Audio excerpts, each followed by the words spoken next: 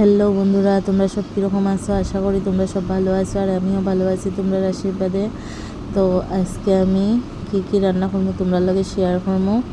তো এখানে দেখো আমি রাখছি ফুলকপি, আলু আর টমেটো। ফুলকপি দিয়া আলু দিয়া মাছ দিয়ে রান্না করবো, আর ফুলকপি ডাটা দিয়া আলু দিয়া সরসরা করবো শস্য বাটা দিয়া। তো চলো আমি আগে ফুলকপি আর আলু দিয়া মাছ তরকারি রান্নার প্রিপারেশনটা করিলাই। ওইদিকে দেখো আমি ডাটা আর আলু কাটিয়ে রাখছিলাম। তো ওইদিকে দেখো আমি কড়াইটা বয়াই দিছি। কড়াই আমার গরম হয়ে গেছে, এখন দিয়ে দেবো সরষের তেল। তো সরষের তেল আমার গরম হয়ে গেছে, এখন আমি ফুলকপিটা ভাজবো। তো ফুলকপি আমি সিদ্ধ দিয়া জল ফেলাইছি না, এটা লোকাল যেহেতু এটার লেগে। তো আমি এটার লেগে আগে ভাজি লইলাম ফুলকপিটা আমি একদম কম আগুন দিয়া লাল লাল করে ভাজবো, যাতে আমার ফুলকপি ভাজা হয়ে যায় আর সিদ্ধটাও হয়ে যায়। আধা সিদ্ধ হয়ে গেলে তারপরে একটু জুলের মধ্যে সিদ্ধ হয়ে যাব। তো ফুলকপি ভাজার মধ্যে আমি দিয়ে দিলাম লবণ আর হলুদের গুঁড়া দিয়ে এখন একটু লড়াইমো, আর আগুন কম দিয়ে একটু ঢাকিয়ে দিয়ে রান্নাটা করবো। আর এদিকে দেখো ফুলকপির ডাটা আর আলুটা আমি খাটিয়ে ধুয়ে রাখছি, এখন কুকারে আমি সিদ্ধ দিয়ে জল ফেলাই দিব। তো কুকারে দিয়ে দিলাম আমি ফুলকপির ডাটা আর আলু, তারপরে দিয়ে দিলাম জল, এখন দিব লবণ আর হলুদের গুঁড়া দিয়ে এখন আমি একটা সিটি দেওয়াইম কুকারে। তো কুকারে মুখটা লাগাই নিলাম, লাগাই এখন সিটি দেওয়াইলাম।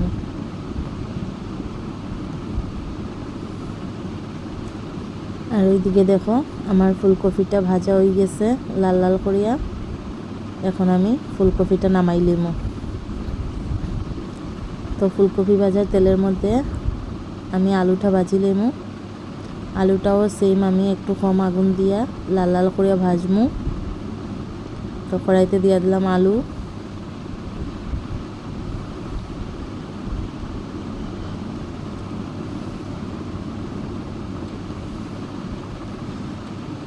তো আমি কড়াইতে দিয়া দিলেছি আলু, এখন দিয়া দিম লবণ আর হলুদের গুঁড়া দিয়া এখন কম আগুন দিয়ে একটু ঢাকিয়া আলুটারে টানাইমো আমি।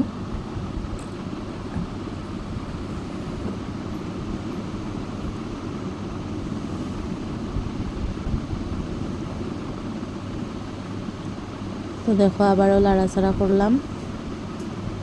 এদিকে দেখো আমার আলু ভাজা হয়ে গেছে, এখন আমি আলু ভাজাটা নামাইয়া তেল রয়েছে আলু ভাজা করিয়া, এখানে আমি আবারও একটু তেল দিয়া দিব।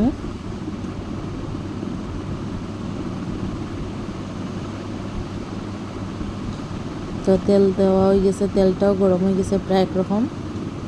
এখন আমি দিয়ে দেবো কালি জিরা,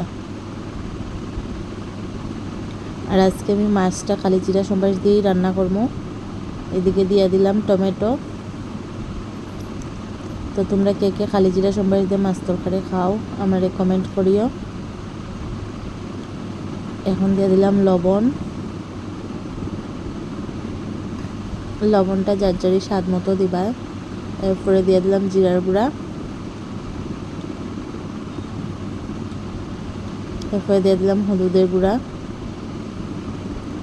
এরপরে দিলাম এখন লাল মরিচের গুঁড়া।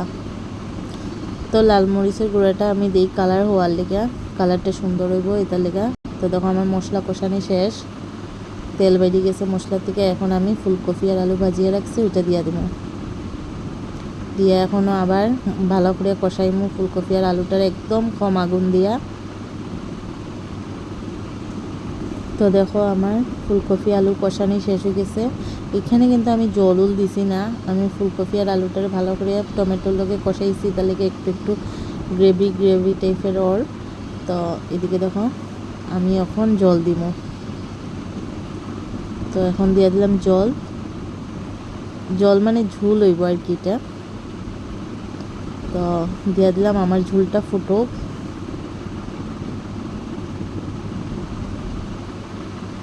দেখো আমার তরকারির ঝোলটা ফুটে গেছে। এখন দিয়ে দিব মাছ। মাছ দিয়ে আবারও একটু জাল উঠবো ভালো করিয়া। তারপরে মাছের ভিতরে একটু ঝোলটা ঢুকে যাও, তারপরে একটু গরম মশলা দিয়ে নামাইলেই মো তরকারিটা। তো আমি দেখো হাত ছেনি দিয়া ভালো করে মাছটারে ঝোলের ভিতরে ঢুকাই দিছি। তো ওই গেছে আমার মাছ তরকারি। এখন আমি গরম মশলা দিয়া মাছ তরকারিটা নামাইলেই মো।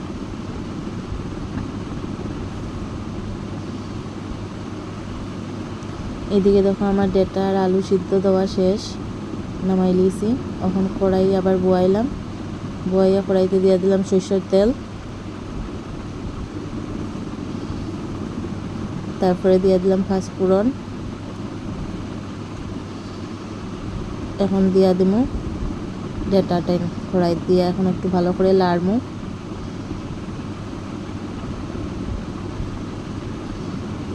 এখন দিয়ে দিমু আমি সাদা শস্য আর লাল শস্য বাটিয়ে রাখছি যে ওইটা,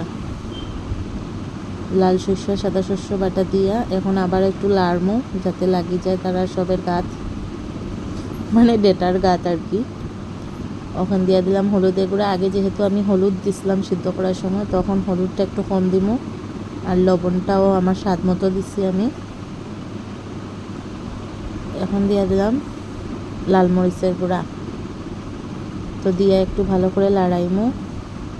আর তোমরা কে ফুলকপি ডাটা চরচড়া খাইতে ভালো পাও আমার কমেন্ট করিয়া জানাইও, আমার তো খুবই ভালো লাগে। এদিকে দেখো আমার মাছ তরকারিটা হয়ে গেছে, কত সুন্দর কালার আইছে। আর এদিকে দেখো আমার ডেটা চরচড়াটা হয়ে গেছে। কে কে খাইতে এই যাও আমার ঘরও। আর ডেটার মধ্যে একটু চিনি দিয়ে দিলাম যাতে টেস্টটা একটু আরও বাড়ে। যার যা চিনি পছন্দ একটু দিও, আর নাইলে তো এমনিও খাওয়া যায়। আমার একটু ভাল লাগে আর কি চিনিটা দিলে, সামান্য একটু চিনি দিলে স্বাদটা বাড়ি যায় আমি মনে করি। তো দেখো ডেটা চরচড়া হয়ে গেছে। টাটা।